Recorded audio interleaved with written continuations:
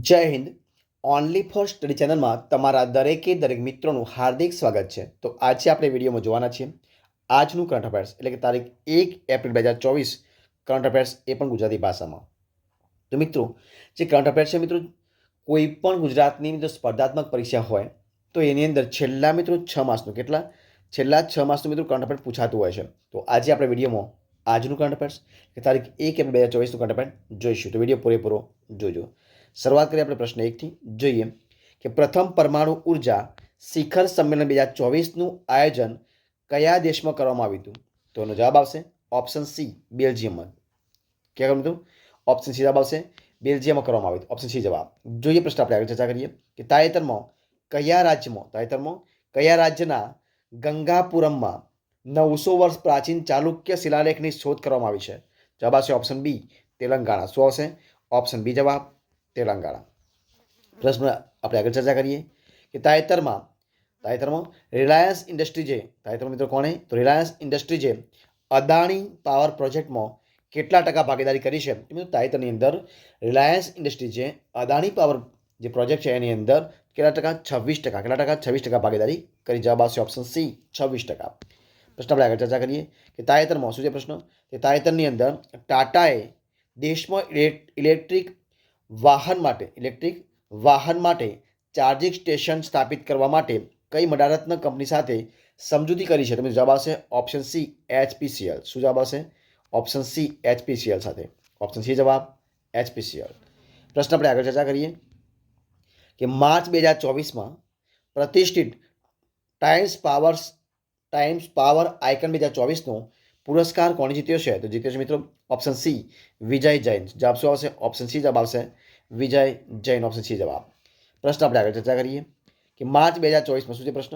March 2024માં કોના દ્વારા લખાયેલ પુસ્તક from a car seat to the corner rooms and beyond એ લખ્યું છે? તમે લખ્યું છે ઓપ્શન બી S રમણે. ઓપ્શન બી જવાબ આવશે S રમણ. ઓપ્શન બી જવાબ S રમણ. પ્રશ્ન આપણે આગળ ચર્ચા કરીએ કે માર્ચ 2024માં શું પ્રશ્ન છે કે માર્ચ 2024માં બેંક ઓફ મહારાષ્ટ્રના નવા MD અને CEO કોણ બન્યા છે? માર્ચ 2024ની અંદર બેંક ઓફ મહારાષ્ટ્રના નવા MD અને CEO કોણ બન્યા છે? તો મિત્રો બન્યા છે નિધુ સક્સેના. ઓપ્શન જવાબ આવશે એ નિધુ સક્સેના. ઓપ્શન એ જવાબ. પ્રશ્ન આપણે આગળ ચર્ચા કરીએ કે તાજેતરમાં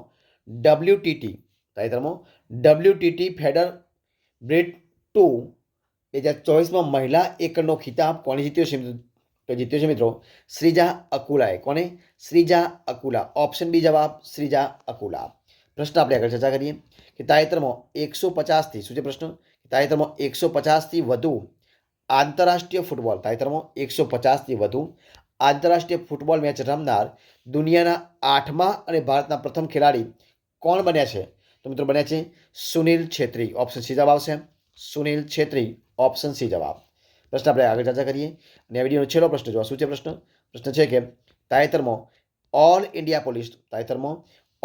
India police badminton championship tournament 2023-24માં ગુજરાતની બેડમિન્ટન મહેલ ડબલની ટીમે કયો મેડલ જીત્યો છે? તો જીત્યો છે ઓપ્શન એ જવાબ આવશે ગોલ્ડ. ઓપ્શન એ જવાબ ગોલ્ડ મેડલ. ઓપ્શન એ જવાબ છે ગોલ્ડ મેડલ. તો મિત્રો આ હતું આજનું આપણું કરંટ અફેર્સ.